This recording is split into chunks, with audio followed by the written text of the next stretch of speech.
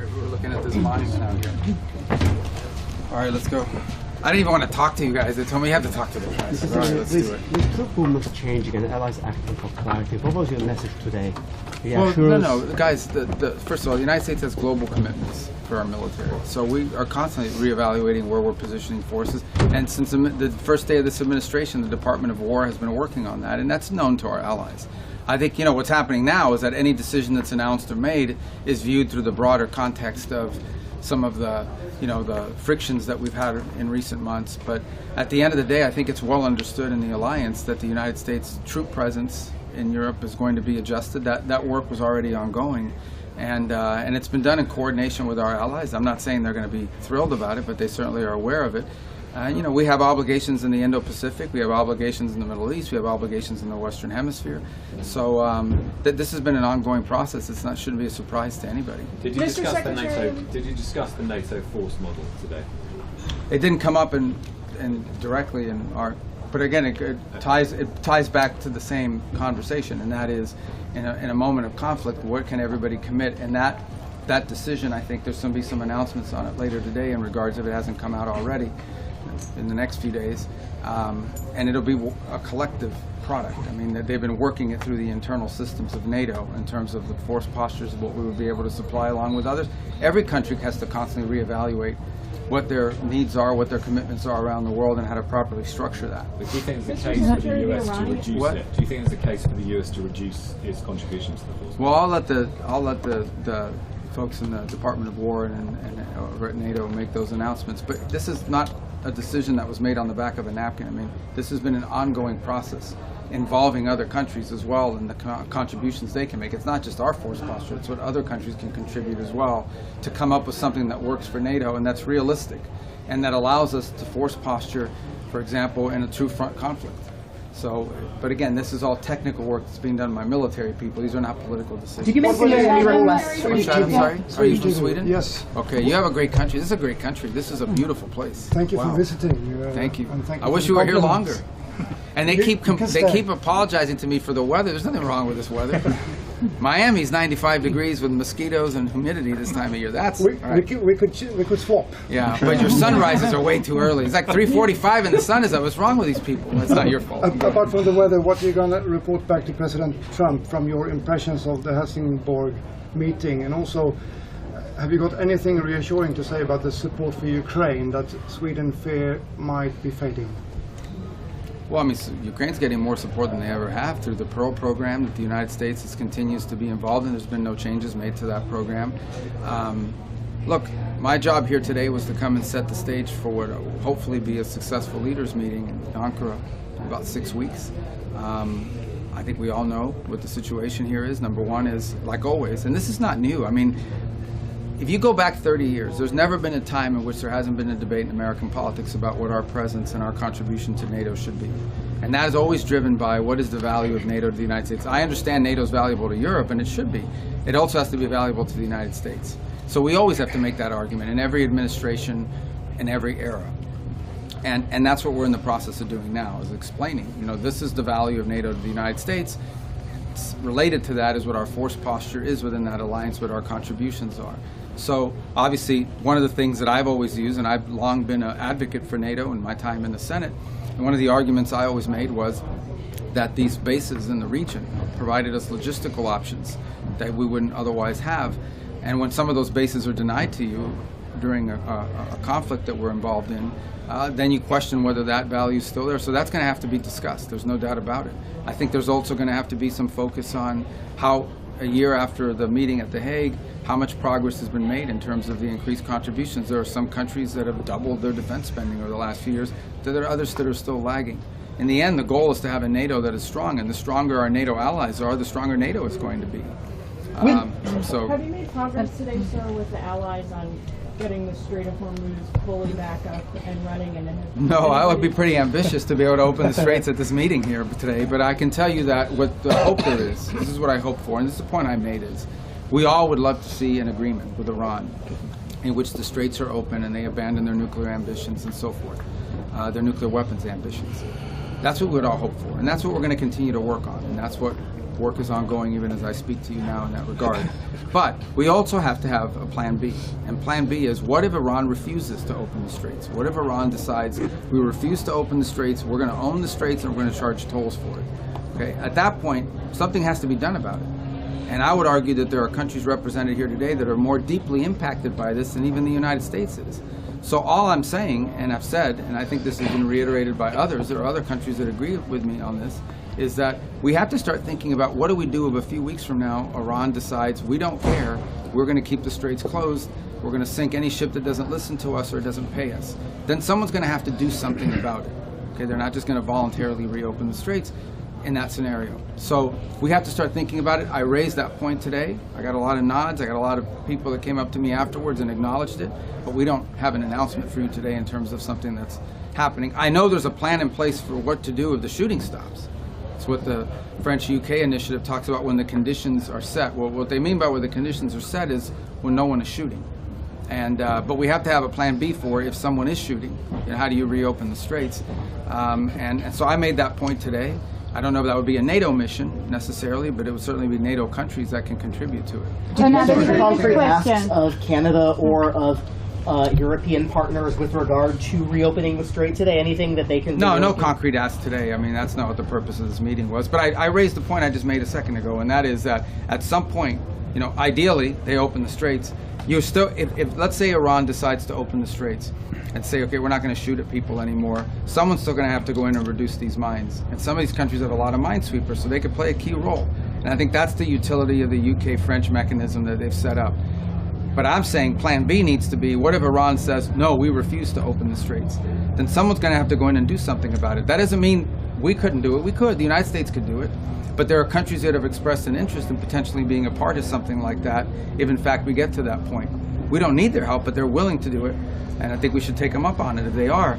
But I don't think there's been any firm commitments or firm asks today. It would be premature. But I just raised the issue that this is something we may need to confront at some point. Again, if we can't get an agreement done, we'd prefer to get an agreement done. Another Swedish question, please. Yes. You your had a country, I have to. bilateral with the Swedish administration today.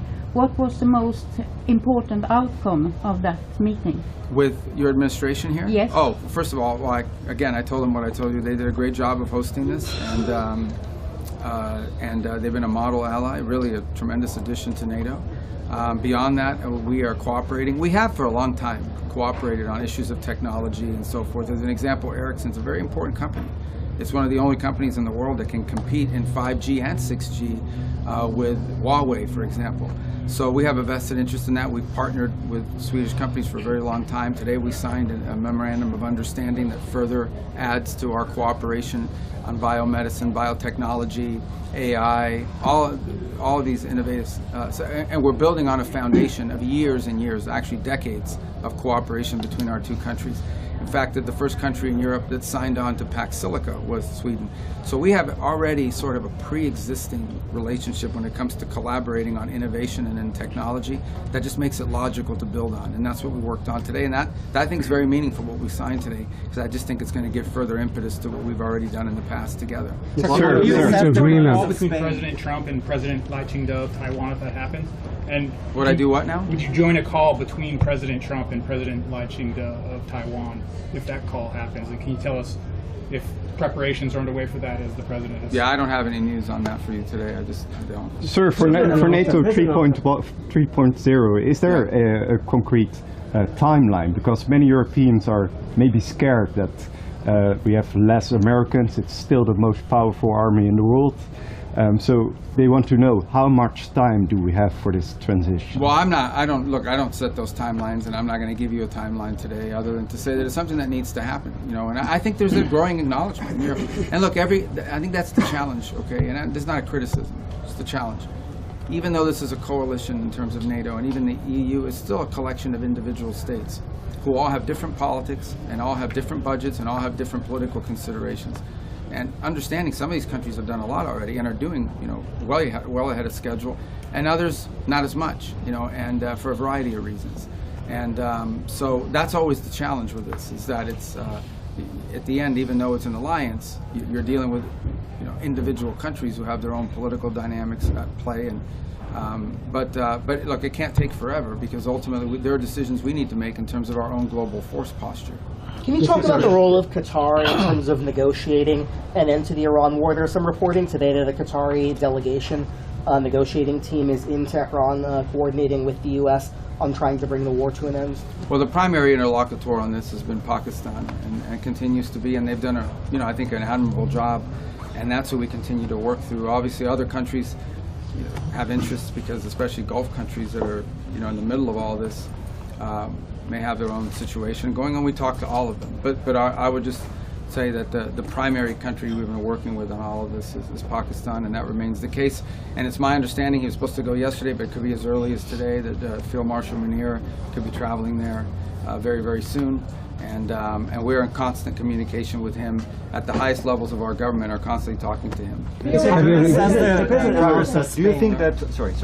think that the administration has to respect its 76,000 threshold troops deployment, U.S. troops deployment in Europe, or set by Congress, or do you think you can go below that? Below the 76,000 troops, U.S. Are you asking me a legal question, like of our laws, or no? We need to. The United States has global military commitments. We've made commitments to South Korea, to Japan, to other places as well. We're constantly reevaluating the threat matrix in the world. Where could a conflict emerge? Are we properly postured, and so forth? And so this is always the work. Every Department of War, every Pentagon, over every administration has constantly had to reevaluate these things. And so. We'll continue to reevaluate. That's been an ongoing process that started from the first day of this administration, and throughout it, in coordination with NATO countries. So none of this is surprising, although obviously I understand why it creates some nervousness. But I think there's a broad recognition that there are going to be eventually less U.S. troops in Europe than there has historically been, for a variety of reasons. In fact, there was a surge after for example, the movement of troops from Germany that was announced a week ago. The Germans didn't freak out about it because they knew it just took us back to the 2022 numbers, and it was, I think, a reduction of less than 11 or 12% of our total presence there.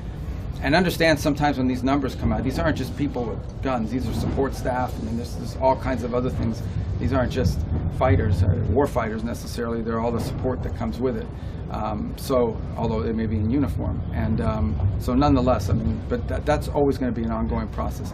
All right, I do have to run. So a couple more. Is there any role for NATO to play when it comes to the situation in Cuba? NATO's far from Cuba. We haven't talked about that. What do you see as Sweden's role within NATO? Important. I mean, Sweden's been an incredible addition to NATO. Understand, there's a country that basically had to defend itself for a very long time, but it has a robust and mature manufacturing sector, industrial sector, technology sector. So, look, this is not a criticism, so I don't want you guys to read into this as like I'm criticizing some country. But generally, the additions to NATO have been countries that joined because they were in a weak position, and so they joined because they needed the collective strength of an alliance. But when we added the two countries, Sweden being one of them, these are two countries that brought to the table capabilities that NATO didn't used to have, and with whom we've already had long-term defense agreements for a very long time in cooperation. So Sweden was an incredible addition and made the alliance much stronger, no doubt about it. And especially now, we're talking about, one of the things we talk about is the defense industrial base. I mean, Sweden had a mature defense industrial base that it now brought into NATO, so the opportunity we already work on aircraft together and so forth. The ability to build on that is extraordinary, and that's one of the things we want to be able to do. And beyond defense, on other areas that touch on defense, but maybe are not defense direct. You mentioned Greenland and the Arctic. The president also applied Did you get a question? Oh, I know. Greenland and the Arctic. Have you been? This is my last one. I apologize. I got to fly to India. Go ahead. Greenland and the Arctic. Have you been discussing that? We had an Arctic. Well, we didn't discuss Greenland today, but we had an Arctic meeting today of the 7 countries, and very positive. We'll have a joint statement. I don't know if it's out yet. It should be out in a moment. And I think there's a growing. Although this is an effort that's pre-existed, I think there's a growing commitment to make it a regular part of our engagements as NATO is to focus on Arctic security for obvious reasons. We're an Arctic nation. We're always going to be focused on the Arctic. It's great to see that other countries are part of this effort now, and that it's going to play a more prominent role the Arctic is going to play a more prominent role in NATO and in discussions around NATO. So we had our political officers met a few days ago and worked out a lot of details on the joint statement, and then we had a foreign ministers meeting today and potentially a leaders level meeting at some point on it as well. So it's a good forum within NATO, and I thought today was very positive, and the joint statement should reflect that. Okay, I said that was about, I'll do one more because I'm a nice guy. The president announced 5,000 troops. All right, I'm going to do one more and then I'll do you because you're so persistent. Go ahead. Thank you. Have the peace negotiations under American leadership in Ukraine stalled?